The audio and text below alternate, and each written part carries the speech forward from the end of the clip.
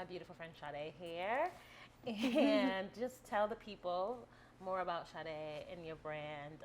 Obviously, I know all the tea, but Yeah.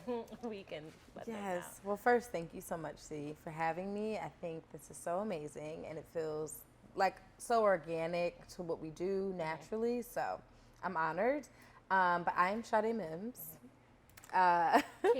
And I'm an artist, but also a creative and a designer and a dreamer and a thinker. And I have a brand titled EDOS, which is just simply my name backwards, Sweet. that I started in 2012, but on record 2015. And yeah, I have been doing it for quite a bit, and it feels like such a dream to be um, living out my dreams, really, and being a creative and thriving in a sense, thriving in a really beautiful city. And so, yeah, that's more about me and my process and what I do. And so I guess my biggest question that I always ask people, because it's so hard to be a creative in New York City, is like, how do you stay grounded, and what is like your faith practices to kind of keep you on this journey that doesn't, it can look like it's linear and it's going to happen super quick, but obviously that's not the truth. So like, what are the things? Right. I think one thing is like being really realistic and knowing that like life is gonna throw you so many things. Like that's inevitable. You know what I mean? Highs, lows, good, bad, black and white, all of, and I live in the center, and I remind myself that I live in the center of it. And so it keeps me grounded to remind myself that like no matter what gets thrown at me through the highs and the lows, that I can straddle between both of them. So that's something that I think constantly keeps me grounded, but also reminding myself that like the little joyous moments in life of like waking up and being able to make myself oatmeal in the morning, which is such a slow process for me. And those are the things that like bring me such joy because it reminds me that I can try it again. And just being like present, like like drinking tea, I always feel like I'm the most present because I can't drink it fast because it's so hot. So I have no choice but to be like, I'm sipping tea. Like I'm doing it slowly, or like I'm meditating, I'm thinking about my day, whatever that looks like. And I feel like those are the things that like keep you back. Like things like walking down the street and hearing kids laugh. I'm like, ooh, joy. It's joy. Like, look at it's that. like even in your hardship, even in moments of like, disarray, and you're like, what is going on? I don't know my next move, but like those small things remind you that like the bigger things that feel so huge and gigantic are really just moments. Just moments, and they pass. And they pass. Right. Yeah. Yeah. Also, we did not cheers. Oh, let's do that. Cheers. Cheers, my girl. Cheers, baby. Such an honor. I know. And that is pretty good wine. Really good. Right. That's real good. And I want to say thank you to Dick and Jane's for having us here, because this is so sweet. I mean, I come here all the time. It's literally down the street from my house. So I was like, how perfect can I have a conversation at a place that I frequent? Yeah. So a big thank you to them. I'm so honored. Letting us in their space, chatting it up. Yeah. I think the biggest things that I always struggle with is like, you can have faith when things are like going so well, and I feel like this year has been a really trying on my spirit to be like, okay, this is not going how I would like it, and I'm learning like what success looks like, and how to keep faith in doing that. And so like for you, what does success look like to you? Yeah, I feel like for me, I'm such a, as I mentioned, like I started EDOS in like off record 2012. And so this has been a really slow churn. Like this has not been some like overnight, I look up and I'm here. This has been some years of putting in some quiet moments, some loud ones, and some in between. So I think I've been able to define what success looks like for me throughout the years. And sometimes it shifts, but I think at this very moment, it means taking my time. Moving at a pace that I honor and that I trust and that feels good and makes me feel confident. I'm not someone who, wants to sit and relish too much in my wins too long. I never have been. So like or have too many highlights. I quite love this like slow process and the ebb and flows. And so like so press now and then, you know, a good write up every now and then is kind of my version of success. Like I don't really want to always be on top. I kind of want a moment to live my life outside of the glitz and the visibility of it all, and then be able to come back in and state my piece. I guess that gives you the inspiration to kind of continue making more art, right? Because like Idas is not just an accessories brand. You also create art, and those things are things that take time, that you have to like kind of cultivate, like what that's gonna look like. And I feel like it's the same thing for any artist, like creating music, creating clothing. Like it's this thing of like, let me create on this time period where I get inspired, and that makes me want to do something rather than just creating to put out stuff just because I want to feel like I'm being successful. Right. I definitely feel like I prioritize honesty for myself. Like, even I think and you know this, right? See, like the fashion industry, when we think about designers working on the fashion calendar and these things, I think it brings in this like, do this on our time. And I'm so far removed, and I'm so grateful. And then that's nothing against anyone who feels in alignment to that, because everybody has their own thing. But it doesn't work for me. And so I think creating Idas, where it can feel fashion oriented, it can feel interior design oriented, and all these other mediums, feels like a very safe space for me to rest, but still practice at the same time. Yeah, I get that. I feel like I feel the same way when it comes to styling. Just because I want to have, obviously, like big moments, whatever that may look like, but I also want to feel like it's true to myself. So doing things that feel out of alignment could bring that notion of like, oh, this doesn't, I know that everybody else is doing this, but like, unfortunately for me right now, it doesn't feel true to me, so I can't be doing that. I often talk about like, I mention that I am so blessed to be a creative that one, feels comfortable with creating and then releasing, but that two, can do it and it's well received. That is it. Like the goal isn't about appeasing. The goal is to release. And I'm just grateful that the things that I choose to share and release get people. Aligns with the people. And you create this beautiful community. What's sustainable is when you pour your heart into something and it feels like the very thing that you want to release and say, and then when it sticks, that feeling is like rich. I'm like, oh, I'm wealthy. You know what I mean? I'm very wealthy. So and learning how to feel wealthy outside of a dollar amount. Oh my God, it has been the biggest joy to learn this year. I think I've learned it in other spaces, but like to sit in it constantly, amen. It's amen. Literally. It's like nothing like it. It's truly one of a kind. It's truly monumental on how you see the world and your perspective, and how you appreciate the wins and the lows and all the things that come in the middle between that. And so I'm just grateful. Truly. I was thinking about this as you were talking, and I'm like, when do you feel the most seen and like confident?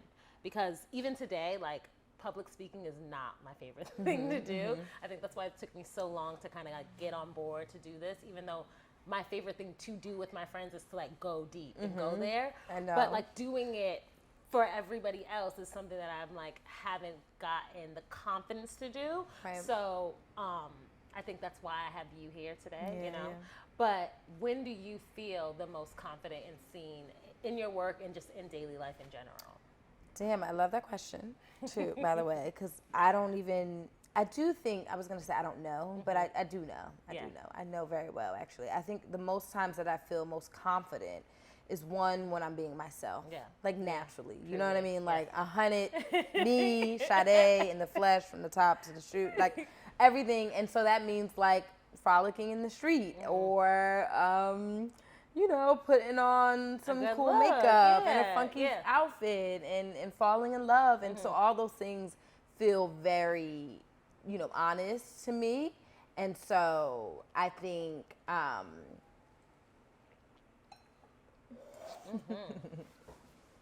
sorry, sips wine. I think all those things make me feel the most seen. Yeah. Just because I'm being myself. Yeah. I'm not conforming to anyone's standards or what I should be doing. I'm not shifting, myself to fit in someone else's parameters and box. Yeah. I'm just showing up fully Sade. And I think beyond showing up fully as myself, surrounding people who embrace that version, that all of me, from top to bottom, flawed and all, because I constantly, I sit and think about, I'm such an introspective person, and I constantly sit and think about the things that, like, how could I be better, or what are the things that define me, and maybe that I'm sitting in, like, I don't want to change, but how do people that know me in my life can accept me for those things? And I feel like I've embraced people who do within all those spaces, the ones that I don't want to shift from, and the ones that I do. And so that on your time, right? And on my time, because maybe 5 years from now I might shift. I'm like, hey, you know what I mean? And so people who allow that for me, allow me to say, okay, Sade, I know you may be struggling or slow in this area, but you do this well. So I embrace that version and that version, and allow you to show up like that. I remember after your Harvard. Like you speaking at Harvard, and we were talking at the table, and I was like, I think your sister was there, and I was like, Sade, you be taking forever to respond on text. And you were like, no, I'm getting better at it. I'm getting better and at I it. was like, I love you anyway. You love me anyway, and I felt that from you that day of, like, you still love me, and you know that, and maybe no judgment though. It's not like checking for me, but you're like, and maybe I even think, and I feel this from you, see, of like, you knowing that maybe those are my shortcomings, those are the things that I'm not so good at. So then you either give me grace in it, or you may, like, I'm not expecting that of Sade. Yeah, I know that I'm gonna send her X, Y, and Z. She's gonna be responsive on when she needs, when it's ready, and we clear. Right. So, totally. Thank you. It's definitely one of those things where I'm like, I'm not really pressed. If there's something that is pressed, it's like I might have to. And we talk about it. So it's like, I know that you're not the phone girl. So I'm not expecting you to be the phone girl. But I do think that it's beautiful that, like, people around you know who you are and how you show up, and so they're not putting more on you, and so that it doesn't diverge what the relationship can be, because you start being like, well, my cousin responds to my messages, and I'm like, it's like, well, I ain't your cousin. And I try to show up like that with my people, and remind myself that my love languages, or the way that I choose to embrace someone, may look differently, and I think about that too in partnership and romance a lot. I feel like I'm practicing that really hard, of, like, really understanding people wholeheartedly and letting them show me who they are. Honestly, that has been, it's been a thing for me. Because, like, newer friendships, I'm better at it, but when you show up that way, like, however you show up in the beginning is how I want you to show up forever. And I think that's just unfair. There's no way that I can, that people can show up like, but I've seen myself be like, well, you used to do that, and you don't do that anymore, and then it makes me feel like, well, you don't care as much, because you don't do the things that I once thought meant that you cared about me, right? And so I think it is leaving that, like, space for people to kind of grow, and then also having the communication enough to be able to have the conversation, but, like, not be so judgmental, or, like, want repercussions because they're not doing. And I also think giving the space for people to fall short too. I think we talk about growth a lot, but, like, also, like, this year specifically has been one of the hardest years of my life. Same. And so I have fallen short on a lot of things. I have on myself. I've not come through for myself. So how can I show up for my homegirl? It's just like, and so I want people who understand and can recognize that and be like, girl, I see that. No love lost. And I think when people can recognize, like, the love is just as strong. I think we had that conversation around my birthday. It was like, girl, I see you, and I'm so appreciative of all that you are, that, like, this little thing that you can't do doesn't change anything. How I view you, like, and we're not, like, life is gonna continuously give us these hurdles, whether it be a bad year or an amazing year where I'm just too busy. Like, it just depends on, like, what it's gonna be. And so I do think it's nice to, like, give people, especially your friends, space to, like, show up and fall short. It's so beautiful. We're talking about these things, but what are some shortcomings or, like, some mistakes that have, like, kind of, like, turned you back around and was like, I actually am thankful for that mistake, because without that I wouldn't have learned this lesson. I think in terms of, like, the business realm of things, I talk about this. I think I talked about this at Harvard.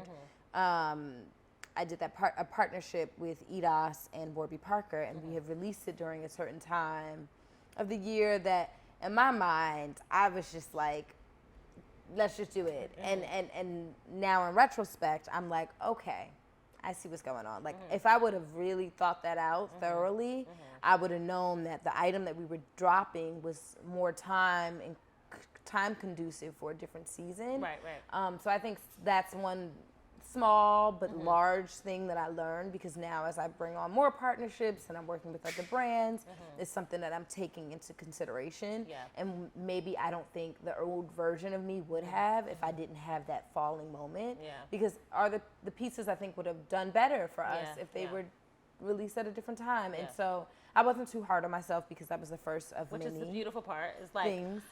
I've had this conversation with you and other friends of just being like, what, you don't know what you don't know, Yeah, you don't and you know. know what you know now, and like you just use what you Yeah. got to, like what else could you do? Yeah. But being hard on yourself, and I think it's because we have this like social media world where Right.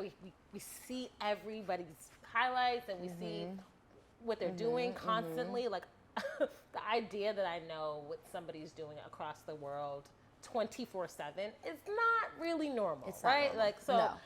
Or Then- healthy. Right, right. So Like- then you have all of that, and you're like, well, so-and-so is doing it and thriving, which we don't know what that means, right? Because thriving is a question mark to everybody. So, like, Right.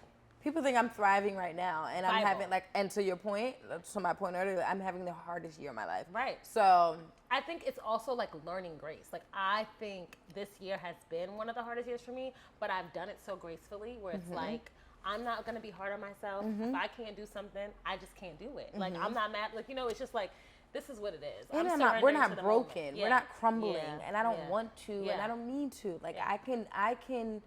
I am well equipped. I keep telling myself this. I literally, it's a Amen. mantra. I am well equipped. So any hard shit that Hard shit, hard shits. Okay. hard shit that comes my way, I'm so well equipped to battle, to Yeah. be in war with that. So I'm not mad at it. Yeah. I agree. I think being a stylist and being a creative has been like I went to school for this and thought, oh my God, I'm gonna have all the tools. Right. And then I Yeah. left and was like, there were so many tools they didn't tell me You're about. like, wait, my toolkit is not. My toolkit doesn't feel What? like it's full. And so in this journey, I think community has been the strongest thing for me to community and spirit and God has Right. been the strongest thing for me to get through this, to like Right. know like I'm not alone, that we're all doing it, that we're all in the same space, that it's not easy for everybody, even if it looks like it. Right. And that being honest about where you are is the only way to like free yourself from Right. all the things that makes you feel like I can't or I can or whatever the case may be. Exactly. And in this year I've like constantly seen that to be true. So it's like now I know for sure that if I just show up as myself and be honest about where I'm at, I can still have a good time. I think, 3 years ago, if things weren't all good on all fronts, I couldn't show up to an event or a thing and properly like celebrate somebody else, because I would be like, why me? Yeah, right. Why not me? Right, Why did I right. get this? And Right, it's just right, like, right. because you did it. Yeah, 'cause it's not. yeah. And And- that's not your time. And I think Right. everyone has a blessing is on it. We have a blessing with our name on it somehow, some way. It may not come now and Yeah. when we want it, but it is on its way. And I think also like that idea of like really telling people what you need. I think Yeah. the old version of me might have showed up to a dinner, a PR event, and just act like my life was peachy and everything Yeah. was well. But Yeah. I am changed. Yeah. Okay. I am now showing up to these spaces and telling people. Now, no, am I giving you it all on the? I ain't no damn fool. Excuse me, I yeah. mean, exactly. Well, I am going. No, we're No, not doing. right, We're still right. keeping it cute, but we are being honest Yeah. and sharing the things that we want to call in. Yeah. And I think I've been doing that, and I've been seeing some really great reactions and beautiful blessings that have come from that. Yeah. And it's a reminder that when you really show up honest, truly, that you're able to get the things that you You need. need. Honestly, I think Yeah. that's one of the things I've learned from you Yeah. is because we had a great conversation, in the winter about doing that. And I was like, let me practice that. And was showing up in rooms and being like, I'm really looking forward to doing these things. I would really love to try more of this. Right. And just being okay if it doesn't happen. 'Cause Right. I think I'm like, I'm doing the thing. And you're like, wait, what's... Yeah.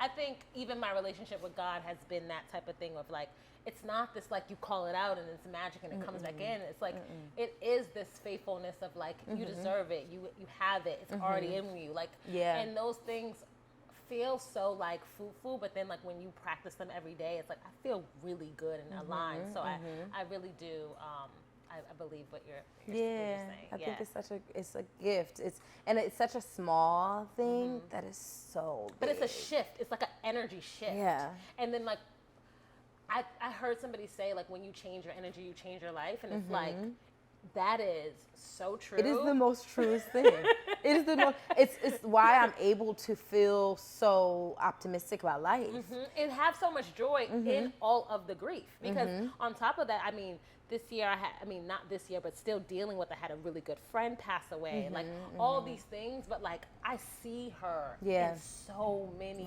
things, and I'm like, wow, like life is always like teaching you that like letting go or things being gone doesn't mean that it's like gone forever, or doesn't mean that they're not with you. And those things have just taught me to like stay in my faith and to stay in like what I know to be true. Right. And so I think that's such a blessing. Yeah. Amazing. How do you gauge when you know that you're doing a good job in your work? Like beyond like if it's successful, like how do you know like this is good? Like this art that I'm making is great, or like how do you gauge that? Right. I think there's a few things, and I know I feel like I'm a little redundant here, and maybe this is as an eye opener for myself of like, damn, authenticity is really the thing that makes me thrive from everyone around me, but for myself as well. But I think when I feel like I'm honestly myself and showing up organically, Sade. Yeah. I also think, you know Sammy, my twin, my ride or die. I think she definitely has such a huge influence on me in my process. Yeah. Like, I don't show a lot of people the things that I'm designing when I'm designing, but if she gives me the green light, we good to go. Good. Yeah, I love that. That is my muse. I tell her this you are my muse, girl. Like, I will design something or develop something and I'll run it by her and be like, your thoughts. If she gives me the stamp of approval, I know I did something good. That's beautiful. I think that's unique because I feel like styling wise, it's so collaborative. Right. That like it's not always up to me. I have to kind of surrender to what you like. Right. So for me, I've just learned to like hear other voices and like feel them to be true too. And I love that. And I kind of want to learn a little bit of that because I do think I've set so deeply. Like, I'm someone who's never kept a job, right? I've never kept a job because I've always wanted to do my own thing. Yeah. Since I was a kid. Like, I've literally have not been able to keep a steady space and have sold my own shit on the street. So many lives. But the point is that I find that the reason I do that is because I've always set in my own existence so deeply. Yeah. And I don't know if to your point, like, does that not make me the greatest partner? Like, sometimes I'm like, can I collaborate well? I think I do, but like, I do sit sometimes in the notion of like, this is what I want. What you like, and I know it's good, and So I want to learn. I'm trying to practice this year of being a little bit more open to making things feel more partnership focused, and like everybody has a say on this final outcome. I think when it comes to styling, because I'm not wearing the clothes, I feel like you have to be comfortable at the end of the day, right? So like, obviously I'm not gonna let you go out here looking a nut, but you have to be comfortable. And if my first pick is something that I'm like, oh my God, and you're like, and it's two. We're like, I love this dress, I love that dress. If I also love the thing that you like, or I like the thing that you love, I'll let you go with that thing because the confidence to me is in that, like that you love it. And you'll feel comfortable in doing it because the thing. clothing is beautiful, but if like you can't be able to like walk into a room and like hold it your own in it, doesn't Right, really it doesn't really matter. And do you often feel like, this is a question for you, you know, when you're styling, right? Like you're picking out these outfits, like you're like, okay, this, and this. You're in love with this, and this. So no matter what the client chooses from your selection, you're most likely going to still feel somewhat good. For sure. About, I mean, you would want to pick things that you're in love with. Right. I think the nature of it and the truth of it is that like you don't always have the option, because there's so many other variables and so many politics that play into the space that you can't always get what you love. You might get what you like, you know, and so you got to kind of, that's where like the creativity comes in. Like how do you make it something that you are going to love? I've gotten better at being like, the no's are okay. Oh, you know, I thrive there because I have turned down some things, and I don't care the check attached, all the things. If it just doesn't feel honest to me, and it feels like my integrity is at the line, on the line, I'm okay with letting things go. Yeah. And I think, you know, being a quote unquote struggling artist coming up, you were so easy to be influenced to say yes to things that like, I don't really, that doesn't feel good. So for so long I was trying to like find like the through line in myself. Like as much as I know me, I was like, what's going on? Trying to question like, and so I think. But I do think those moments are needed too. I think when I hate to sound old and age myself, but like the younger generation today, I feel like doesn't know what it does feel like to maybe accept some of those opportunities that do feel in question or may not cross off all those boxes. And I don't know, I feel like I learned so much from doing those things. One, learning what I like and I don't. Merging context and finding people through those moments of like, this opportunity wasn't my favorite, but I met some great people through it. And I think that's how you, like, I can now sift through things, you know, because everything is not even the money. It's like, maybe the dollar amount is really great, but like, I hate the person I'm going to be working with. Or like, maybe the dollar amount is really shitty, but like, I'm going to love the team. I'm going to meet really great people. Or maybe I'm not getting paid at all, but like, I'm going to have such a beautiful day. Like, those things matter to me. And so I'm looking for more of the things that could be alignment, but doing things that you don't love and doing things that are just for the money, then you kind of get to navigate, okay, like, what did you like and what didn't you like? And having that self-reflection of sitting down and being like, okay, what did I love here? What didn't I? And being able to sift through that is so necessary. I think I didn't know that those things were happening because I'm in such a capitalist like city that's like everything is about the dollar amount that like I'm constantly thinking like, well, you're not paying me. It's not doing this. It's not doing this. You know, and then when you do see everybody else around you feeling like they're making money, you're like, am I doing something wrong? And I also have never had like a real mentor to be like, this is how you do things. So those things are things that you kind of have to sift through on your own. But and I do think they've made me a better person and found beautiful relationships because I have to do more meditation. I have to do more self-reflection. I have to do more journaling. I have to have more alone time with God. I have to listen. And I think even this year, and I would love to ask you, like, how do you know it's God's voice and not your own? Because I still am like. That's a really good question. I grew up in a household where prioritizing, well, one, having a plan. My father like instilled that deeply. Like we needed to write down our weekly plan, like legit. Like what are you doing this week? Have it on the fridge, and you look at it as your guiding light. But then he would also associate that with faith and religion in a way. And as I've grown, I've taken some things from it and left some things behind. But the thing that I have kept is just knowing prayer, one, which now to me is worded as like meditation or, but I have had moments I'm getting on my knees and I'm praying. I'm still at my big age, and as I should, you know what I mean. And so prayer and just reminding myself that like I've overcome so many things already. Like, I have, oh my goodness, I can't even, people don't even know, actually. I have overcame a lot in my life. And so when I have moments of when I'm down, I'm like, damn, how am I going to get out of this?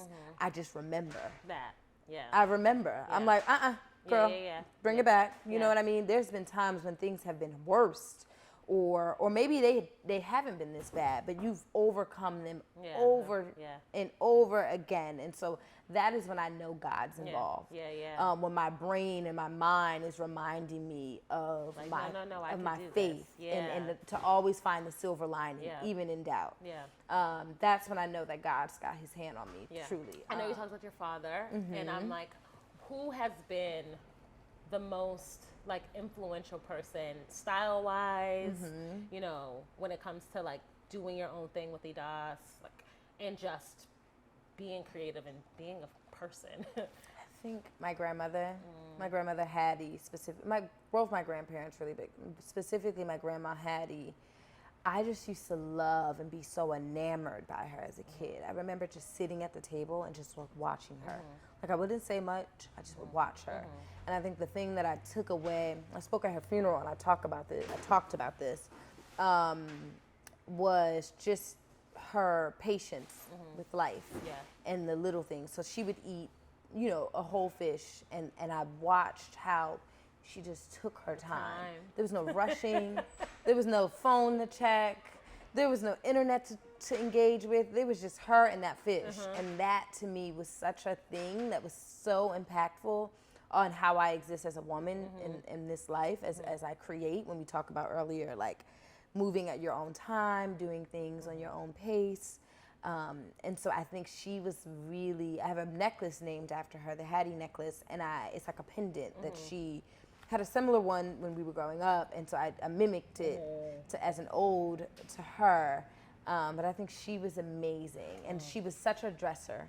Outside of just her patience and her grace, she was a dresser. She was a fly woman. She had her, oh my God, her hat collection was enormous, and her furs, and just and so simple and so effortless, you know, not trying too hard, just putting it on and falling right into place.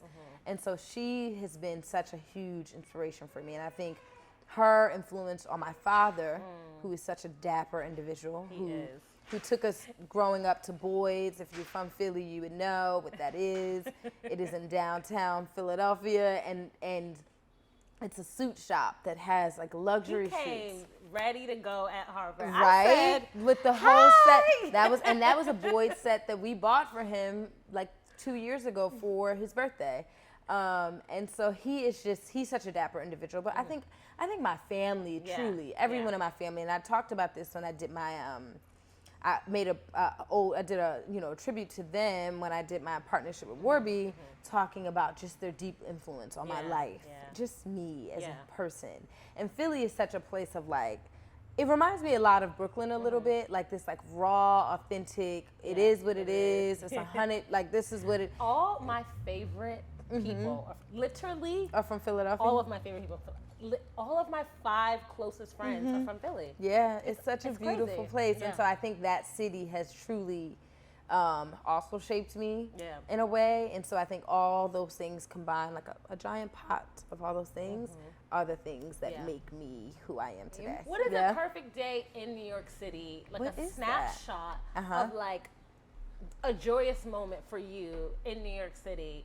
I see, for me, I would say walking down the street, hearing kids laugh after like a good workout, and then going to get food later that evening. It's like, I just get to feel like, I'm walking along the street, it's so beautiful outside, it's sunny, kids are playing and laughing. It's my favorite thing to hear kids laugh. Same. And then I'm gonna go and get dressed and go like meet my girlfriends or meet somebody for dinner. Perfect day. Perfect day. Perfect day. Damn, the perfect day for me here in this city.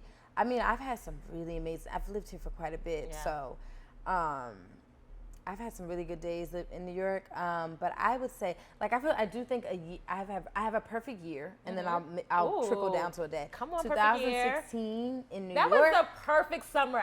People talk about the Drake that song that Drake put out. Year. Yes. That was a good ass year. I remember just it being, nothing was over expensive. Money was right. Yeah, it was coming in. I didn't make much, but I didn't set to spend much either. You know what I mean? Like, it was just, there wasn't as much at stake. And so I think that was the perfect year, but the perfect day, which I bring up the perfect year because I think a lot of perfect days exist in that year, was just kind of, I talked about frolicking. I love to frolic. Yeah. I'm a frolic. I am the frolicker. You're like the meme of that frolicking. I am that. And I love to do it in a kitten hill with my girls in an eat house bag. I'm set. Yeah. So I think a perfect day is like going to an outside concert. Ooh, yes. Outside in the concert. summertime, free, celebrate Brooklyn vibes. Walking down the street, having a picnic with my homegirls, and then getting drinks and getting turned up, and just like a dance party and meeting a cute guy. I don't even have those experiences. Like, I know. Where are the fine brothers on the dance floor anymore? I don't know. If we even get into that, we won't leave. In a minute. But I can say your birthday. Yes. After we went to it was so good. Nice. My hair sweated out. We sweated that out. We sweated out that night. That was a fire night. It was a good night. And so that is what I'm looking to recreate. Yeah, more myself. of those. More of those. Me too. Yeah. Me too. We have more of summer to come, so we have do. more good days ahead of us. We do. So I'm excited for that. But for sure, those are some of like really joyous moments that even if I'm having a bad day, I can look forward to just like meeting out with my girlfriends, going for some dancing, walking around the city, hearing kids laugh, doing a good workout, and being like, because moving my body, honestly, makes me feel like, it feels so good after. Release. It's a good release, right? We're about to get in the gym, girl. Cheers to that. Cheers to that. Summer bodies, they're still coming, guys. They're loading. But like, what is your favorite album? I don't know this. And so now, yes. Okay, I'll let you do top three. Damn, my top 3 albums. Okay. I really love Anderson .Paak Malibu album. That is one of my favorite. The first song on that album is Bird. Bird. Beautiful. I rode on the Vespa with my guy the other night, and I put that album on, and we rode out. So that's probably one. Yeah. I would also say, what is it? Music of My Mind by Stevie Wonder. Beautiful. That's another amazing one for me. And number 3. Yeah. Number 3. I love Neo's first album. I love Neo's first album too. That may be my number 3. I love that album from top to bottom. I love Neo's first album too. So I think those are my top 3, right? That come to mind. Obviously, I think I also love the Internet's not first project, the Internet. I can't think of it right now, but I love so many albums. But those are the 3. Okay. Those are the 3. Okay. And yours? What are yours? Okay, favorite albums. I'm gonna say what I play. Okay. All the time. Lauryn Hill's album, I play that album constantly. Okay, which is great. Which is like, I do love Jay's Reasonable Doubt. I can let that album play. That's a good album too.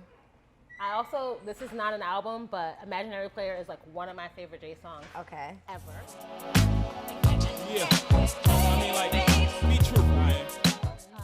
Okay, last album. I love Usher's Confession. I could listen to that I was album. gonna say that before I said Neo. I was gonna say Usher. I was like, those two are neck and neck. Album. I'm just thinking of albums that I can like get ready to and just walk away. Same. Like that's how I've been like, okay, what can I listen to in the morning and just like vibe out? Go out. You know what? I hated that I didn't say a D'Angelo Voodoo because that may be on my top. That album is insane. But the 3 I said were good. The 3 you said are also in alignment. So we yeah, here. we are. What's the concert that you would never forget? Off top, Usher. I went to see Usher at Wells Fargo Stadium in Philly when I would think I was like 16, 17. This is when Confessions came out, and he brought out Kanye West John Legend. This was when Kanye was new.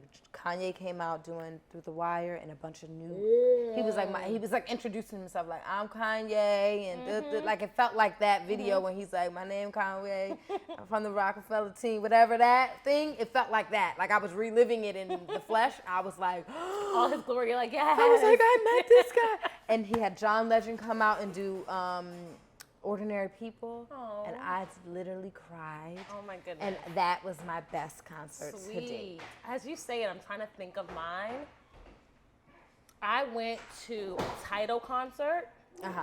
Ooh. And Lauryn Hill performed, and I had never seen her. I cried. Wow. I wrote a post about it. It was too long, so I deleted the post. Wow. But I was like, wow. And then we were backstage, and Nikki was like on her knees, like, oh my God, Lauryn, you're the best. And I was just like, Nikki's such a goat, Lauren's such a goat, seeing her praise her. I was just like in awe. I was like, wow. And I was there for work, but I was full crying in the audience. I'm like, this is amazing. That sounds amazing. Yeah. And there's another one. Watch the Throne in Paris. Oh, I can When imagine. Jay did Niggas in Paris, I was like on one of the like throne things. Like they had like a VIP riser. Right. The whole thing was moving because we were like so excited. And he did it over and over I and would over. have lost my it was amazing. mother effing mind. Yeah. I know we're both fashion girls. We so, are, yes. What's your favorite medium to like shop in? Like where if you're like if I need an outfit and I'm going to I don't know, date night or out with my girlfriends, it's like, where are you going to shop? You know, see, tell everybody else. I'm an eBay girl. Okay. I'm an eBay girl. Like, I think everything I have on is secondhand, honestly. Except for Eda's wallet here. Okay, yes. Can't probably catch up on camera, but. So I'm an eBay girl, so I would go to eBay. Like even now, I'm on eBay looking for a dress for a thing that I'm doing next week. But if I want to be a little bit more specific, you know, for the girlies, I would say for a good, nice dress, I would go to Essence or Farfetch, but brand-wise, I love Tibby. Yeah. I love Tibby. I think Tibby is simple, but still very on edge and classic. I'm a timeless shopper. Yeah. And so when I the pieces that I wear feel often timeless, and then I'll accessorize with more outlandish things, like a funky shoe or a belt or a crazy earring, you know, like that type of thing. So yeah, I would say eBay top 5. eBay is the number one. Yeah. Always, like literally always, and then followed by some other like cool secondary wholesale platforms like Essence or Farfetch. I'm trying to think for myself because I change it often. Right. Like it kind of depends on like the mood that I'm in. But as of late, I've been shopping at Source Unknown a lot. Ooh. It's this like Korean brand. Okay. Super cute. And I've been loving what they're putting out. I love that. I love like a denim jean or a denim skirt or like something really oversized. I love like something tight on the top or oversized on the bottom or vice versa. Like I'm not the girl that really likes things that are like too constricting. Yeah, I'm like I like to play with the silhouette a little bit. So I like to find brands that also like to do that. So any brand that is kind of giving that energy is my girl. What does legacy look like for you? I think because I've been dealing with so much grief, I have been thinking about legacy a lot because before that, legacy was tangible things. Right. And now legacy is totally different because feeling a person and them no longer being here has been so much of like what legacy looks like to me. Right. And so I'm just curious of like what legacy looks like to other creatives. Yeah, I think to your point, that feeling, specifically, feeling is what I think for me legacy looks like. I think I was asked this. I did like this really cool thing with cups some years ago, and they had asked me this, and I brought up like this James Baldwin, or someone interviewed me some years ago, and I brought up the James Baldwin effect, and this is something I've coined for myself, and what it means is in my head, it's like this idea like when you're gone, people are still, you know, either using your excerpts and reciting something that you said that changed their lives. And like that to me is what legacy for me looks like. But I do think from a creative standpoint and as a designer, creating pieces that can be passed down from generations is also something that I've really try to take into consideration. So I've been even, you know, talking to my manufacturers, ensuring that the craftsmanship is up to its higher standards, because this idea that I can rock a Coach bag that had 10 lives before getting to me is just like, whoa, that's pretty fucking wicked. So who you are. Like the idea that you just said, like, I'm such an eBay girl. It's like, this is who I am, and I want to be able to like do that with down my stuff. Yeah. And someone recently even shared, like, oh my God, I was on Depop and I bought 3 bags of yours, and I'm like, I'm in the resale market. I what? love that Thing. And so I think that also is also in alignment to the legacy that I would love to leave. This idea that you can have a tangible, like, memorabilia, if you will, of our pieces. No, I mean, listen, I have on my uncle's watch today. I saw that, and I think and it made me think of that, because I saw that you had his watch on, and I'm like, that is what I want to do too. But though I had it on because I was so nervous. And you needed today, and I was like, I need something that's gonna make me feel like it's all good, everything is fine. That makes me emotional, you know, and like same. And I'm like, so having a little bit of my family sit here with me makes me feel like I'm good. Like nothing can. It's all good. Like you mess up, fine. Like all good. So like yes, those things that you do put something into, like somebody that wore something for 27 years and then gave it to you, and it was like their prized possession, is a part of their legacy, because it reminds you how they made you feel. We're fashion girls, right? So like objects and clothing mean so much, but like the stories behind them is the thing that moves me the most. So I feel you. I feel you. Yeah. Amen. Yeah. Well, I Thank you, C. I think we did it. I think we did too. Thank you so much for being here. This was so beautiful. Yeah. Can we cheers? Do you have a little bit? You got a little more wine left? I have a sip left. Cheers, guys.